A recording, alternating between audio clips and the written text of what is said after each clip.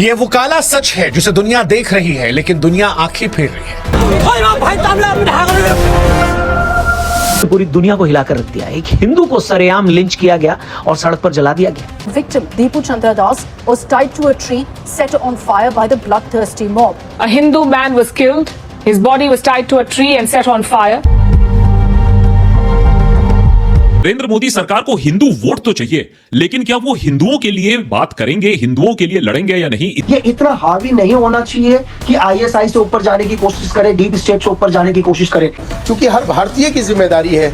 वहां पर जो हुआ है वो एक इंसानियत का कत्ल हुआ है। कहते कि यूनिस का खुद के बस का नहीं है, ये भड़का रहा है लोगों को जो भी कर रहा है, लेकिन इसके इनको कंट्रोल नहीं कर सकता। विरोध में उठी आग शेख हसीना के विरोध की आग में कन्वर्ट होते होते अब हिंदुओं के खिलाफ आग बन गई है। और उसे लगा कि शायद इस गरीबी और मजबूरी ने उसकी मां को उससे छीन लिया।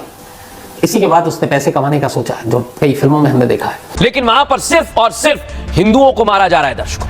लेकिन सड़कों पर जो ये दिख रहा है, ये किसी फिल्म का सीन नहीं, किसी ओटीटी सीरीज की कहानी नहीं, और ना ही किसी दूर देश की कोई अफवाह या सोशल मीडिया पर बढ़ा चढ़ाकर किया गया कोई दावा। ये वो काला सच है जिसे दुनिया देख रही है, लेकिन दुनिया आंखें फेर रही है, क्योंकि शायद ये सच अनकंफर्टेबल करता है। ये सच, ये हकीकत आरामदेह नहीं है, लेकिन ये सच है आज के बांग्लादेश का, जहां पर एक इंसान को सरेआम भीड़ ने घेर कर पीटा, जिंदा जलाया और उसकी मौत को सैकड़ों मोबाइल कैमरों ने रिकॉर्ड किया, मानो जैसे इंसान नहीं कोई तमाशा मरा हो। बांग्लादेश में हत्या इसलिए नहीं हुई क्योंकि इस व्यक्ति ने कोई कानून तोड़ा था, बल्कि इसलिए हुई क्योंकि बांग्लादेश में कोई कानून देखने वाला नहीं है। ये किसी सुनसान जगह नहीं हुआ, किसी अंधेरी गली में नहीं हुआ, किसी कोने में नहीं हुआ जहां पर पुलिस प्रशासन की नजर ना पहुंचती हो। यह घटना खुलेआम हुई, लोगों के बीच हुई, शोर, चीख पुकार, नारों, कैमरों के बीच। और यहीं से एक संदेश गया कि जो आज हुआ है, अगर इसको देखकर आज आप इग्नोर करेंगे तो कल किसी और को यूं ही बेखौफ मारा जाएगा। छात्र नेता शरीफ उस्मान हादी की मौत के बाद बांग्लादेश में शुरू हुई हिंसा थमने का नाम नहीं ले रही। 25 वर्षीय हिंदू युवक दीपू चंद्र दास को बांग्लादेश के मेमनसिंह इलाके में भीड़ ने पीट कर मार डाला था। हत्या के बाद दीपू को पेड़ से बांधा गया और उसके शव को आग लगा दी गई। दुनिया को हिलाकर रख दिया। एक हिंदू को सरेआम लिंच किया गया और सड़क पर जला दिया गया। वहीं दूसरी तरफ हम हैं जो इसी कंगले देश के खिलाड़ियों को आईपीएल ऑक्शन में शामिल होने का मौका देते हैं और करोड़ों रुपए में खरीद भी लेते हैं। ये सवाल आज हर हिंदुस्तानी के जहन में है और बुरा भी लग रहा है बहुत लोगों को। हिंदू युवक को इतना पीटा गया कि उसकी मौत हो गई। शव को पेड़ से बांधकर वहां मौजूद लोगों ने आग लगा दी। The victim Deepu Chandra Das was tied to a tree set on fire by the bloodthirsty mob. A Hindu man was killed. His body was tied to a tree and set on fire. दोस्तों, बांग्लादेश इस समय पूरी तरह से अराजकता की चपेट में है, जहां पॉलिटिकल वायलेंस, फाइनेंशियल क्राइसिस और कम्युनल राइट्स आम हो चुके हैं। शेख हसीना की सरकार गिरने के बाद शुरू हुई ये इंस्टेबिलिटी 2025 में अपने पीक पर पहुंच गई है। दरअसल एक सो कॉल्ड यंग लीडर शरीफ उस्मान हादी की मौत के बाद nation wide protest, media houses पर हमले और एंटी इंडिया सेंटिमेंट्स को पूरी तरह से हवा दी गई है। अब ये अराजकता सिर्फ एक संयोग नहीं बल्कि एक प्रयोग है, जहां एक खास ताकत की वजह से बांग्लादेश को पूरी तरह से सीरिया बनाने की तैयारी चल रही है। अब सवाल ये है कि आखिर ये हो क्यों रहा है?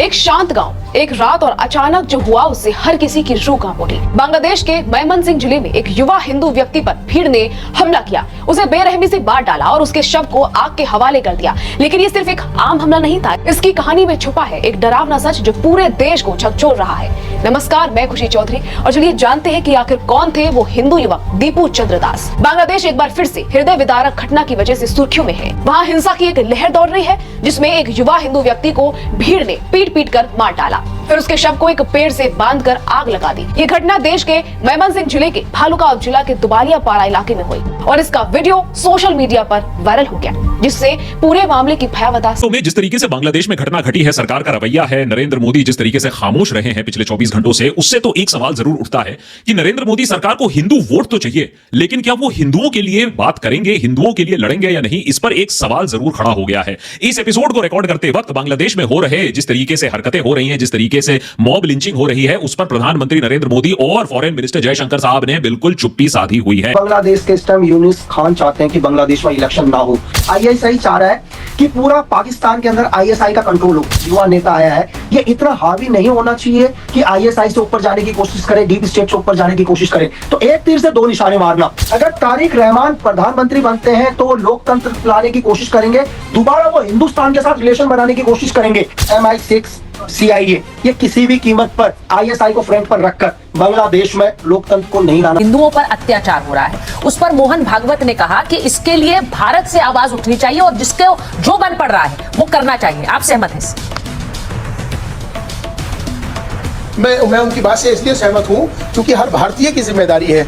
वहां पर जो हुआ है वो एक इंसानियत का कत्ल हुआ है और उस इंसानियत के कत्ल के साथ साथ जिस तरह से बर्बरता के साथ उसकी हत्या की जाती है बच्चे की, और हत्या करने के बाद उसको नंगा करके पेड़ से लटकाया जाता है और उसको लटकाने के बाद उसकी लाश को जिस तरह से उसके साथ तमाशा किया गया है, उस लाश के साथ, ये बहुत बहुत इंसानियत का कत्ल है। कहाँ गई इंसानियत बांग्लादेश की? कहाँ गई बांग्लादेशियों की इंसानियत?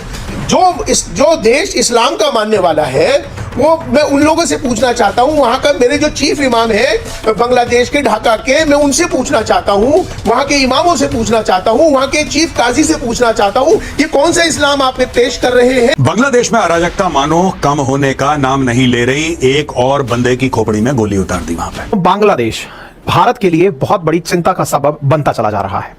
कारण आप सबको ज्ञात है कि बांग्लादेश में जिस प्रकार से आरक्षण के विरोध में छात्र आंदोलन शुरू हुआ, जिसके चलते वहां की प्रधानमंत्री को भारत में आकर शरण लेनी पड़ी। इसके एक जगह है खुलना, वहां पे खुलना बल्कि इसका नाम है। वहां का रहने वाला, इसके पिता या वालिद बंदे मियां, छोटे मोटे एक मजदूर, गरीबी में पला बढ़ा। माँ जब ये छोटा था तभी माँ की मौत हो गई। पैसे नहीं थे इलाज के लिए, इंजेक्शन खरीदने के लिए, और उसे लगा कि शायद इस गरीबी और मजबूरी ने उसकी माँ को उससे छीन लिया। इसी के बाद उसने पैसे कमाने का सोचा, जो कई फिल्मों में हमने देखा है। फिर इसने छोटी मोटी नौकरी की, कभी ठेला लगाया, कभी कुछ और किया, मजदूरी की। पूरी दुनिया ने देखा है, लेकिन वहां पर सिर्फ और सिर्फ हिंदुओं को मारा जा रहा है दर्शकों। लेकिन अब मैं आपको बताता हूं, हिंदुओं के अत्याचार पर 4 देश तैयार हो गए और अब बांग्लादेश पर फाइनल प्रहार होगा। ये 4 देश आपको दिखाई दे रहे हैं, जिसमें भारत है, इजराइल है, कनाडा है और नेपाल है।